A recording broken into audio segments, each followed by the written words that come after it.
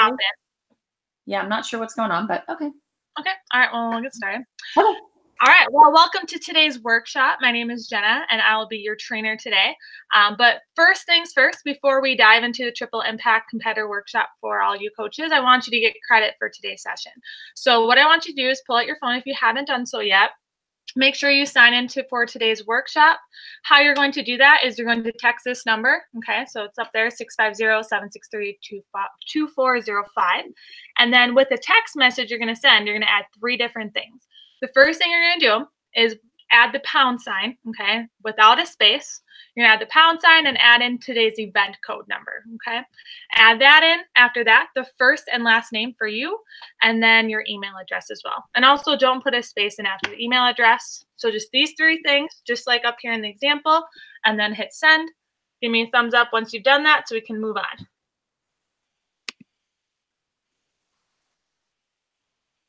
Everyone thumbs up? Everyone's good? Yeah. All right. Awesome. So now you'll get today's credit. So what you'll be getting from PCA is you'll be getting your certificate for the course through your email. Okay, that's why you sent that in. You'll also be getting the emails for the weekly tips. So just be aware of that. But we also won't be sharing your information. It'll be confidential. So hi, Ruben. Thanks for joining. We just all signed in, so I think you're good to go. All right. So a little bit of background about me. Again, like I said, my name is Jenna, and I am originally from Minnesota. My sports kind of growing up were a little bit of everything, kind of tried it all. But in high school, I really specialized in 3, which was dance line, soccer, and track and field. And then I went to college at Wisconsin Lacrosse, and there I ran track for 4 years, really fell in love with the sport, had some amazing coaches there. And then from there, I graduated and decided to coach for a year, kind of not knowing what I wanted to do with my master's. And when I was coaching there is really where I saw the power of positive coaching. I really saw how impactful it was with the athletes that I had. And I really fell in love with the psychology of sport. So from there, I went to Minnesota State Mankato, got my master's degree in sport and exercise psychology. And then from there, went to IMG Academy, was a leadership development coach, kind of added some more tools in my toolbox. And now I'm in Wisconsin. That's where I am doing sports psychology consulting and also PCA workshops. And how I kind of found PCA was through graduate school. We talk a lot about PCA in my program, and I kind of saw them online a lot. I met a lot of people who were PCA trainers as well as sports psychology consultants. Fell in love with their mission. I was like, what is it that they do? I want to know how I can get involved. Reached out and got connected to the right people and went through the training, and I'm here with you today. So now that you know about me, I kind of want to know about you in the room. So raise your hand if you've been to a PCA workshop before. Okay, we got 2 people. Okay, well, you've been to more than me for you 2, so you can help me out. All right, the newbie, welcome. And also, I kind of want to hear what sports you have. So stand up, just kind of maybe, shout out your sport that you coach. Volleyball. I coach lacrosse right now. Water polo. Water polo. Okay, awesome. All right, great, different variety. That's awesome. Glad to have you all here today. Okay, so who is PCA essentially? Well, we are a nonprofit founded in Stanford University in 1998. And we have over 80,000 coaches that go through our workshops annually. Okay, so pretty awesome stuff. Pretty awesome. Oh, I think I just hit power to the computer. Okay, this will go away. There we go. Positive coaching. Okay. So positive coaching is really our main message. We're PCA, Positive Coaching Alliance. Positive coaching is a big deal. So I want you to think of that phrase, positive coaching, and what does it essentially mean to you? Okay. So kind of think about that. Positive coaching. Once you kind of have an idea, turn to the person next to you and share yours and listen to what they have to say as well. Okay. Next to you. Okay. Okay. All right, who wants to share some responses? Either you heard it, you said, for what positive coaching means to you. My partner and I said that positive coaching is a coach that's having fun and being really supportive and just really enjoys what he or she is doing and wants the best for the kids. Yeah, awesome. Thanks for sharing, Kelly. Anyone else? One more? We said encouraging and a good role model. Yeah, encouraging and being a good role model. Yeah, definitely. Anyone else would like to share before we move on? Okay, You took mine. Creating an atmosphere that supports, best possible performance in any way that is. So the ones that you said are awesome. Great examples. So what the power of positivity is essentially we're understanding more and more how powerful that using a positive approach is and how it does help athletes reach their highest potential, right? And a lot of people and research is showing that it is true. So Barbara Fredrickson is a PCA National Advisory Board member and a psychology professor at University of North Carolina. And her research is really focused on positive coaching. And what she finds is huge. It says that negativity doesn't work as well as positivity. She also says that leaders with positive emotions are more contagious. So raise your hand if you've been in a positive environment before, whether that be the workplace, sport, family. Okay. Put your thumbs up if that's contagious. Is being around positivity contagious? Mm-hmm.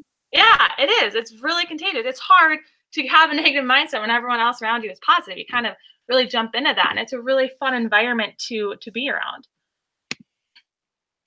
And Sports Illustrated is also jumping on board. They recently just had an article featured talking about how the last days of abusive coaching are kind of gone, right? Like out with the old, in with the new, essentially. And where there's change, there's growth. I know this kind of scares a lot of people. They're like, well, this is the way it's always done, right? Yelling at the kids, telling them what they're doing wrong. We need to fix them, right? We need to keep making them better by telling them everything that they're doing wrong. Well, that's not really the way it goes anymore. Nowadays, if you're going to be yelling at a kid constantly and always criticizing them, what might happen to that kid? They're going to quit. Yeah, a lot of kids are quitting. And if you look at the numbers of youth sports, and there's a huge number of kids in youth sports, but a lot of them have been quitting. And it's mainly because they're getting yelled at constantly. They're getting criticized. We don't want that. We want kids to keep coming back every single year. So yelling at them, you're just going to drive them away. You're just going to give them a negative experience. And also, you're going to deal with the parents. You already deal with the parents enough, right? All right. And a lot of elite coaches are agreeing with this mission as well. So here are just a few to name that are also saying that, yeah, positive coaching works. And you can see a lot of them are very, very successful as well. So not only are they agreeing with their mission, they're also seeing the benefits of it as well. And also in your book, okay, if you want to crack that open, The Power of Double Goal Coaching, if you open it up to page 8 and 9, you'll see a long list of several more amazing people who also agree with their mission. Some names on here that stand out to me: Carol Dweck. She's amazing. We'll be talking about her later on with growth mindset. We got Phil Jackson here, Steve Kerr, right? Long list of people. So know that they also agree with this. So it must be working somehow, right? So we're talking about why we want to be positive, but let's kind of dive into what is it about being negative, right? We're telling you not to be negative, but we're not really telling you how come, right? Like what is it? How does it harmful to your athlete? Well, if you're being positive, you're kind of helping yourself be more in the moment, and you're helping your athlete be in the moment. And what I always tell athletes is if they want to win, which essentially they normally do, winning stands for what's important now, right? So what's important now is being in the moment. What do you need to do in that moment to win? Well, if you're going to be negative, right, and you're constantly criticizing them, that's really distracting them from the task. So let's say, for example, throw a sport for me. Give me a sport. Basketball. Okay, basketball, right? Perfect. So let's say you're coaching basketball, and you're the athlete maybe, okay? And you're dribbling the ball down, right? And you're about to shoot it, and you miss, right? You're going to get ready. You shoot it. Miss. Okay, there's two options there. You as an athlete. You already know you missed, right? You already are hard on yourself.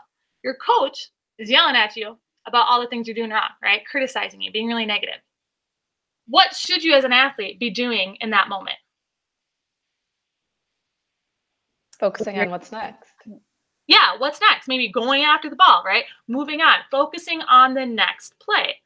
Well, if your coach is yelling at you about what you just did, and you're already hard on yourself, your mind is distracted, right? It's not able to focus on the next task.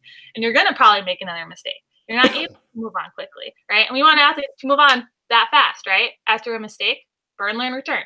Move on from that mistake. So if you're positive and you're on the sidelines, you're telling them, hey, next play, great, way to try to shoot the ball, get the next one, keep shooting. You're encouraging them. Well, then they're able to move on from that mistake faster and kind of, essentially focus on the task that they need to be doing.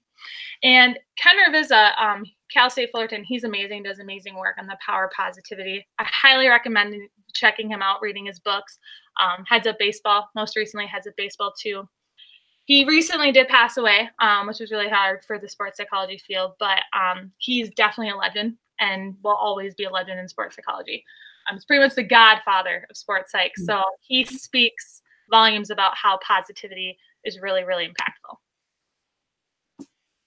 All right, so what I want to have you think about is, do you agree with what I'm saying here? So do you agree that positivity works better, that negativity distracts? So put your thumbs up if you're like, yep, I agree with that. Thumbs down if you're like, no, thumbs in the middle if you're like, I'm still trying to figure it out. Okay, you got some thumbs up from the side. Okay. Well, I want you to talk to a different person, okay, you didn't talk to yet, and ask, why is there so much negativity in sports? Yep, chatting away. Okay. All right, so let's hear some examples. Here's some ideas. Why are there so much negativity in sports nowadays? The pressure to win. Pressure to win is high. Yes. What else? I think a lot of it has to do with early recruiting. The recruiting requirements are so early that even in youth sports, parents are psycho, thinking that they've got to get their kid a scholarship to college when they're in 8th grade, and it just puts a lot more pressure on sports than it was back in the day. Yeah, exactly. Yeah. What do you think, Ruben? I think sports can be emotional, and sometimes we don't control our emotions the way we should. Yeah. And it's so easy to get sucked in that negativity. I always say being negative is easier. It really is, right? It takes a lot of effort and a lot of self-awareness to be more positive, right? It takes much more work, but it's much more impactful. And I remember I coached my niece's soccer team one year, just one game. Normally it was my brother-in-law coaches, and he fills in when the coach was gone, but he couldn't, so he volunteered my sister, his wife, coach. She never played soccer. And so she called me in a frenzy, and she was like, I cannot coach this game. Like, I know they're 8-year-olds, but I don't know what I'm doing. Can you please come coach? She's all freaking out. And I was excited. I was like, yeah, so that was an opportunity. I'd love to coach my niece's team. Hop on board, right? And I was so surprised how much I got into the game. They were 8-year-olds, but it was so easy to get sucked in that negativity trap. I had some athletes who were amazing. I had some who really struggled, right? I mean, kind of both ways. And it would have been easy to let the star players play all the time, right? But I had to keep checking myself and be really mindful and really self-aware of, am I treating them fairly, right? Am I giving them equal playing time? Are they having fun? Am I giving them positive feedback? So it could have been really easy to really focus on the score only and not focus on the athletes. So definitely easy to get sucked into. So PCA's vision is using sports psychology research and the best practices that coaches use to essentially develop what we say is better athletes, better people. Okay, so I'm going to say better athletes, and I want you to say better people. Okay, better athletes, Better people. Better people. Yes. So that essentially is our motto. And trust me, yes, you will have better athletes by creating better people on your team. Okay. Trust us, it will definitely work. Some people think, no, it has to be one way or the other. You can have both. All right. So I want to remind you as well that you're going to have a lot of support from PCA. So after this workshop, you're going to have a wide range of tools. You're going to have the research-based coaching model, okay, to help guide you. You're going to have practical tools. So when you leave today, not only are you going to know like what you should do or what you could do with your athletes, you're also going to know how to do it, right? I'm not going to walk you out with just, hey, do this and this and this, right? And make you come up with how to do it. We're also going to teach you how to implement it with your team. So you're going to walk out today with ways that you can implement it right away. And you also have this book, okay? This book is amazing. Looks like a short read, right? It is, but it's packed with powerful information. I suggest carrying it with you, right? It's not very big, so you can just throw it with you, bring it to practice, kind of review it before and after, great guide. And you'll also be getting emails from us, and you can check out our website, and there's tons of things there on our website as well. Okay, so you're not alone. So I also want you to consider what makes a great youth sports experience for kids. So first I want you to consider maybe for yourself, what was a great youth sport experience that you had? Okay, kind of reflect on that. What was it about the team or the coach that made it great? The friends. The friends. Okay, anyone else want to share? I think that what made it great was we were successful. Like we saw ourselves we were really having fun, but we were doing really well too. And the coach was, on our side. She was so excited about it along with us. Mm-hmm. That's the best. You get both the best of both worlds, having fun and doing well. What else? Well, for me, it was, I remember in high school, my sophomore year, we didn't have a boys volleyball team at the school. And then one of the teachers started a boys volleyball team my junior year. And we were just so grateful just to have a team and be able to compete. Yeah. Just the opportunity was just awesome. Nice. All right. Thanks for sharing. Yeah. So a meaningful athlete relation or experience, right? It's first and foremost feeling connected, right? You're going to have a better experience when you feel connected with both your teammates and your coach. And secondly, believing that you can improve. Right? If you believe you can get better and you feel like you guys are doing well, it's going to have a better experience. And lastly, feeling proud about acting with integrity.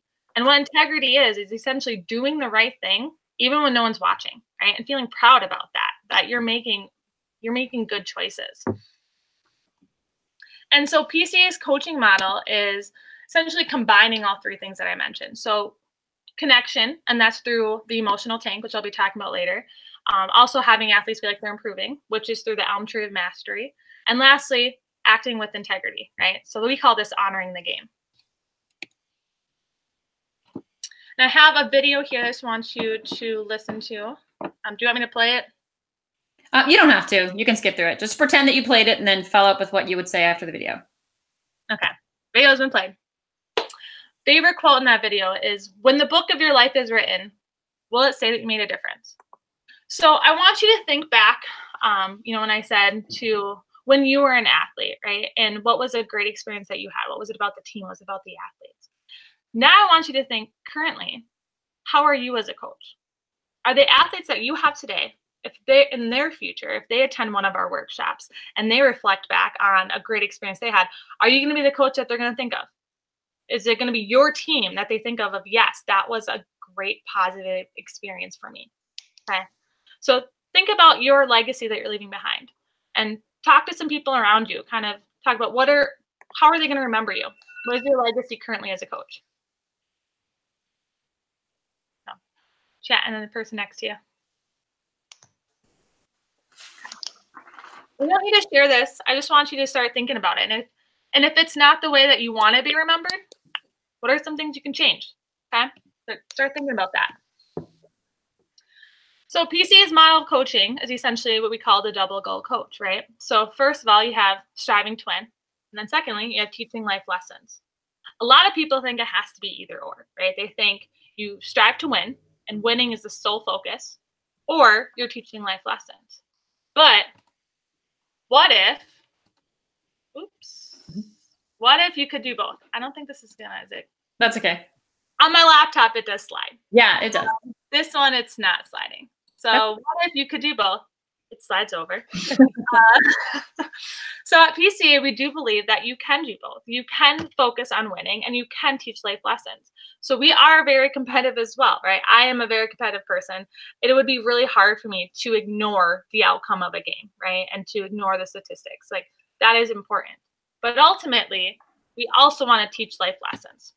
And so think of a time that maybe the two could collide, where you're focusing on both, but something happens on the team where you're kind of at a loss if you need to pick one or the other. We have any examples? I had a high school player that used to yell at the refs all the time. And she was my leading scorer, by far strongest offensive player we had on the team. And there were a lot of times when I just pretended I didn't hear her go off on the ref or like make a comment to the ref because, she was hot. I mean, she would score whenever we needed her to. So it was really hard. Yeah, definitely. Yeah. I remember one thing we had was my dance team. We were actually really, really, really successful. And it was rare that we didn't win a competition. And we like won state. Like I don't think they've ever knocked on a state. And so my coach actually did a pretty good job balancing the two, but we struggled with both because we really wanted to win. And I remember one competition we didn't win, right? We got like second or third. Still plays. We felt like it was the end of the world, right? Like we had tears welling up and like it was so hard for us to not collapse on the floor, just like bawling. And my coach was really on top of us, like, you keep it together. You keep it together until we get back to our like locker room, essentially, right? Like you hold it in and you need to go congratulate the winner. We're all like, I can't do it. I can't do it. You know, and they're like, you will go and congratulate the person who won. Go do that and get to the locker room. You can cry in there. And it was a great example of how you can do both, right? Like she did care about winning. Like she wasn't very happy that we got third, but she still made us teach those life lessons of, yes, we lost. Yes, we can be upset, but there's a time and place about it. And you can still teach a life lesson by congratulating the person who beat you, right? And we still wanted to win though.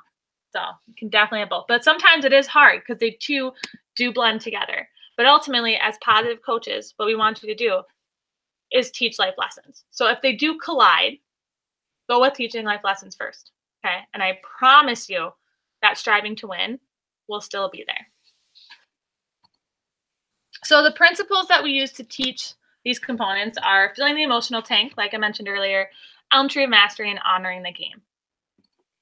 So first principles, filling the emotional tank, which I will go to later. All right. Thank you. Thanks, Jenna. Now I can turn this off. Yeah. Very small area over here. I'm like, yeah, no, that's okay. How did you feel doing that for the first time? I should have practiced it a couple times more, but I should have practiced it with the setup. Oh, okay. No, I thought you were fine that way. Yeah, because I didn't really have my notes, which I always say go without notes. But I should have probably practiced a little bit more without notes. There were some times I was like, where am I going with this as it was talking? I think that happens to all of us. I thought you seemed really prepared and really smooth. Ruben apologized. He has a call he has to get on at 11:30. So he texted me and he said, very strong. Jenna did well. I have to go. He'll follow up with you later. But Maggie, I would love to hear if what I'd like to do too, Jenna, is give you some feedback on what things we really liked, things that we thought were really strong. And then ultimately we're trying to get you out to do this in front of live people. So if Maggie has a suggestion about a part of it that you might tweak or change a little bit, or an idea for you that would help you transition over to doing this in front of live coaches, I would love to hear that too. Yeah, Jenna, you did a great job.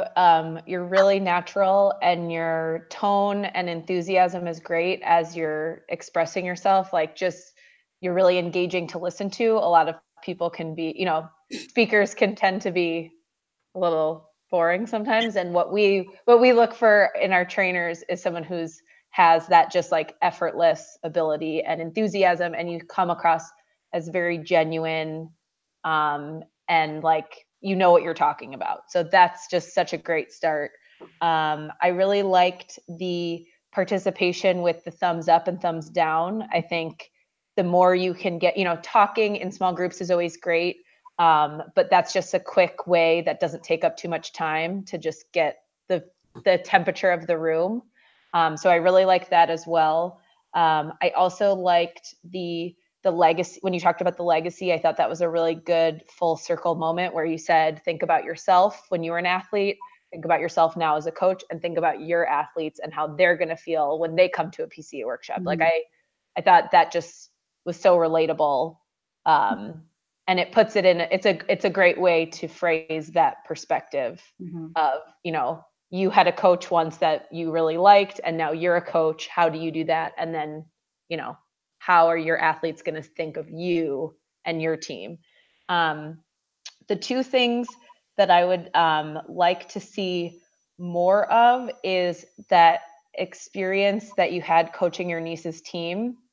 I think that you, as someone who is like a positive coach, is a sports psychologist, knows all of these principles, and you're coaching your 8-year-old's team, I think that like everybody could relate to that feeling of like, even though you are someone who has the right background and knows all of these things in theory, when you're in the moment, it really is hard to stop yourself from getting worked up about something that is pretty much inconsequential for, you know, these 8-year-olds. But I just think that I really liked that story, and I think that you could do even more with that. So just kind of like elaborate more on the story. Yeah, just like talk about, you know, if you had like a specific example. I know that for this, you know, you're trying to just feel it out, and so you probably, you know, there's probably more, but just like diving into that a little bit more, I think the coaches would really appreciate that story and could relate to it, especially coming from, you know, because it's like you're human too, and you know what the pull is of like the competitive nature. And I don't know, just I just think that could be a really great foundation for you know, just a good teaching moment and a good way for you to relate with these coaches right off the bat. And then the only other thing is when you talk about the sports that you played growing up, for like in a high school setting, you're obviously be talking to a variety of coaches. I think if you could just list off some of those sports so they feel like, oh, she has experience, you know, not that like in theory it doesn't matter because this is all across the board the same message no matter what sport it is, but I think that coaches like to hear like, oh, she played basketball, oh, she played softball, oh, she played soccer, you know, like just relating. And then with a youth sports organization, so if it's like a soccer club, you're like, yeah, I played a lot of sports including soccer, or including basketball or volleyball or whoever, you know, whoever your audience is. I think, you know, it's good to say that you played all kinds of sports growing up, but just like mentioning a few is a good way for coaches to just like give you a little check mark in their mind that you have experience in the sport that they currently coach. They like that. Okay. But I really thought you were great. You're going to be great. And everybody can always practice more. And this is like just a good way to practice in front of people and really see what you have. So like, I think you're just at a great starting point already. Okay. Thank you. Appreciate it. Yeah, I agree. I agree with a lot. I have my list and I'm like checking it off as Maggie's saying it because I'm like, yep, I said that, I said that, I said that. I agree also. I think your energy was great. You're very, very easy to listen to and you're comfortable and you're conversational, which is great because I think there's a fine line between being the expert in the room and having a conversation with coaches. So I thought you had a really good balance with that. And I liked your pace. I thought you know, even though you went like 20, 25 minutes, I thought your pace was good. And I don't think sometimes people talk fast to go through things faster. And I don't think you were doing that. I really felt like you hit all the points really well. Just keep in mind that the more interaction that you do, the longer it takes. So, you know, and I always tell people, you know, turn to a partner, I'm going to give you 1 minute to share, or turn to a partner and give you 2 minutes to share, just so that they know, like, they're not going to sit here and talk about their, you know, whatever for 10 minutes and then start getting into it. If you tell them they have 1 minute, they start right away with talking. And you know, whether it's 1 minute in reality or not, you know, that's up to you. But I say 1 minute or 2 minutes and then I'm like, oh, they're done. That's a minute. You're finished. But yeah, also, I guess too, like you do more activities with the principals. In my mind, it's like that 20 minutes, like they're not doing anything with each other. So I want to add all in, but they will. Yeah. No, I think it's good. I mean, it's good right in the beginning to set the tone for the workshop that they're not just going to be lectured at. Also think about how you're going to bring a group back, because it's easy with a group of 5, but when you're in a group of 50 coaches and you have them talking and you want them to do real quick sharing, sometimes it's hard. You know, I've seen a lot of new trainers go, okay, bring it back. And like nobody's listening to them. So just make sure that you have some type of a trigger, you know, if it's better athletes, better people, or whatever it is, to bring them back. So I thought that was great. Little tiny picky thing. I'm just doing this in chronological order. Be careful when you ask a question and then like you click the slide, because you said like, what does positive coaching mean to you? And already up on your slide, it said creating an atmosphere that supports the best possible performance. Like the answer was already there. So that's just getting to know the PowerPoint thing and just watching your clicks. I've done that before. I did that very early on. I was like, so what do you think the ratio is? And I had 5-to-1 ratio right up on the screen. And they're like, 5-to-1? I'm like, oh yeah, that's it. You're good. So just a little thing. I also bring up, and this is, you said, again, a little teeny tiny picky thing, but you said like recently Sports Illustrated said that actually was from 3 years ago, when Sports Illustrated put that article out about the end of the abusive coach. But I point that out, that this was an article that was written 3 years ago. Do any of you still see abusive coaches out there today? And they'll be like, yeah, I still do. I'm like, okay. So even though mainline sports media is saying that, the trend is shifting, we've still got a lot of work to do. So that's sort of how I play off of the fact that it was 3 years ago. It's not the most current research, but I like the what's important now. I thought that was really good. I also like the way that you framed the National Advisory Board members by saying, they agree with the mission, but they're also really successful. And I think that's a good point. What I'll do sometimes is just have people in the audience call out words to describe those people. And a lot of times they'll say successful, champion, winning, and then I'll say, yeah, do you think that comes with positivity? Do we always equate positivity with winning? It's just kind of the same message you were saying about life lessons and positivity. It doesn't have to be either or, you get them on that frame of mind right away. I like the fact that you're, a Ken Ravizza fan. I think that was good. It's always good to add in a little bit of like, yeah, I know this is on the slide, but I've actually read his stuff and I understand what he does. And it's also, I like too, to put in, even though it says on the slide, Cal State Fullerton, he's done a lot of work with Chicago Cubs. And since you're going to be in that area, and it's kind of cool that the Chicago Cubs and the Cleveland Indians were in the World Series together. And hey, look at that. They're both on our National Advisory Board and they both preach positivity. So, I'm not even in Chicago and I bring that up. People are like, whoa. We're probably throwing some Joe Madden stuff in there too. Yeah, exactly. It's all about, him and Ravizza are pretty close. Anything local and current, I think is great to add in just to give it some extra flavor. I like how you said, pair with a different person. It's so tiny of a little thing, but there's so many people that just go talk to a partner, turn to a partner, and you're aware enough to say, turn to somebody different. Or I usually say, turn to somebody in front of or behind you rather than next to you, just to mix it up a little bit. I agree with I love the story about coaching your 8-year-old niece. And I think the word I wrote down the word be vulnerable, which means, tell the coaches, because when you come in to do a workshop for coaches, they think you know everything and they think like you're the expert. So if you can get up there and say about a time where like, I thought I knew what I was doing and I was getting so angry or so negative. I'm not putting words in your mouth, but whatever it was. And, I know what I should be doing. And I was, upset. So it's just a good way to connect to the coaches and have the coaches go, oh, wait, she's not always been perfect. She hasn't always been a positive coach. So just a thought, anytime you can be vulnerable in the beginning and kind of admit, like, I've made a lot of mistakes in coaching, this is one of the reasons that I'm here to share with you, so you don't make the same mistakes I made, vice versa. So let's see, I have a couple other things here. Kelly, I'll just add to that also it shows that like being a positive coach is something you have to work at and not like, you don't just have all this stuff in your background and in your toolkit and now you're set. It's like an active thing. Yeah. Yeah, absolutely. That was good. Also sometimes too, just another way to do it is have coaches write things down, just to kind of tap into different types of learners, because not everybody always wants to answer verbally. So sometimes if you ask a question or a rhetorical question, have them write down the answer. I always have them write down the legacy. How do you want to be remembered?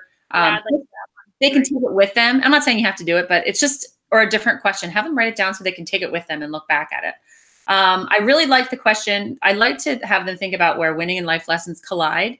I also, and you said, give me an example where they might collide in like a negative way. It's also really cool to honor coaches that have had the life lesson win out. So sometimes at like a more positive discussion, I always say, like, sometimes I've seen trainers do like spend 10 minutes talking about negativity in sports. And I'm like, we don't want to spend the first 10 minutes of the workshop harping on negativity in sports. We're trying to talk about the positivity. So for this question, it's great to think about, when have winning and life lessons collided? When have you done something that you've chosen winning over life lessons? Because then it gets the coaches to be honest and be real. But it's also cool to say, when have you chosen the life lesson over winning? And those sometimes are really cool stories for other coaches in the room to hear, like, oh, I don't know if I would have done that, what I would have thought of that, or that would have been hard to do. So yeah. And I had a coach one time that said, he had to take his assistant coach's son out of the game. And, he didn't know what to do. He was like, I don't know if I should do it or not, but he did. And, the kid was angry and upset. And the assistant coach was like looking down the bench, like, what the heck are you doing? This is my son. But like, I couldn't have made up a story like that, but you hear it from one of the coaches. And I was like, that was really good. And the fact that the coaches in the room are peers, they're coaching with each other. So if there's another coach in the room that has stood up and chosen the life lesson over the winning, all of a sudden they have a bar, you know, and they're like, wow, if he did it at this high school, you know, he's got my back if I'm going to do it too. And I say that, you know, society is going to tell you to choose winning every single time. But in life, you know that choosing a life lesson is more important. So you guys need to support each other. You need to help each other because the parents are going to be all over you sometimes. And if you're going to make the right decision and you're going to teach your kids to make the right decision, you've got to have each other's backs. And they're like, okay, so who has another story of when this happened? Who has another, you know, and it's just it just sets the tone. It's a good vibe. So I think, I mean, again, that was very, very strong. I actually did hear you mention the sports that you played. And what I think is really interesting is that you did dance and team sports and individual sports.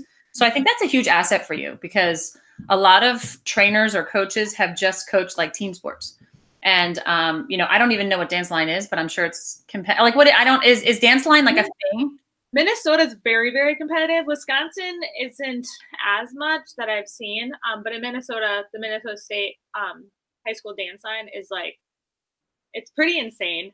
Like everyone, all the dancers, they just dance. They literally dance year round, go to clinics. I was kind of the odd one who I did 2 other sports. But yeah, there's jazz and high kick are the 2 high school. So high kick is like everyone's up here in line and you like pretty much are kicking your face. And then jazz is a lot of the turns and the jumps. Okay. Yeah. I mean, I don't know that around here in Pennsylvania. Most of it's just like competitive cheer and dance, I know is big. But when you said dance line, I'm like, are they literally like in a line? Like, I don't even know what that is. So you might want to throw that out there for people that aren't familiar. I mean, it's nice to kind of throw that out there. But again, I think you do have a really good perspective and in having, you know, all different types of sports. I always say too, a lot of trainers use like team sport examples. And it's really important to bring in those track examples or swimming or golf or things like that connect, especially knowing the coaches that are in the room and the sports. So I think it's great. I think it's a great background that you have, Jenna. And I'm very excited about seeing what you do with one of the principals. What should I also, because I know this is how I brought it up. So I guess if this is what I thought, meant earlier, because I said I played a bunch of sports growing up because I kind of did everything. And then it was about 7th grade was when I kind of honed in on my 3. And then I mentioned the 3. So just bring up those 3 that I did, and then I ran track collegiately, or do I kind of bring like all the ones I've kind of dabbled in? I don't, as Maggie said, I don't think it hurts to know what you played because that would help me connect to you. You know, and I usually say basically any sport that involved a stick or a ball I played until I got to college and I tried to run track and I realized I don't like sports that don't involve a stick or a ball. So, you know, I mean, I think it's just for the coaches to go, oh, wow, she did play baseball. She did play soccer. She did, you know, just so that they can connect you. Maybe you were a competitive swimmer when you were a kid and you didn't choose to do that. But there's a coach in the room that's like, I don't play soccer. I don't coach track. I don't know what dance line is. But she was a swimmer, so she can connect with me. So, yeah. So I'm excited. So the principals are a little bit, I think I like doing the principals more than the intro because the principals are where you really get to dig in and, you know, get the coaches to practice the tools. The biggest thing are the tools they're taking away because that's what they want. I always say that's the product. They want to walk out of here and go, oh my gosh, now I have ways to help these kids. So anything you can get them to practice in a workshop, the better. So, you know, any ideas that you have, throw them out there, give them a shot, see if they work to try to solidify it because they're not going to remember it if you just tell them. Yep, for sure. Yeah. All right. Well, thanks. Let us know whenever you're ready to do that. And if you would like to do like the final session is where you do one of the principles. If you want to do a practice session before that, I call that demo number 2. But if you feel comfortable and want to go right to the final, that's fine too. Because I think Maggie and I can both agree that you're strong enough that we don't feel like you have to practice over and over again. But you know, the best way to practice is out in front of coaches. That's my goal. Get you out there. For sure. Well, then I'll probably reach out to you to do it after Christmas. I know you're out of the office too, from like Friday to about the 2nd. I kind of am too, with family. So yep, that's great. Reach out to you to come up with something around January. Sounds good. All right. Well, have a Merry Christmas, guys. I'll send you this recording too, Jenna, so you can watch it. Okay. Thank you both for. Thank you. Thanks for joining us. Yep. Take care. Bye.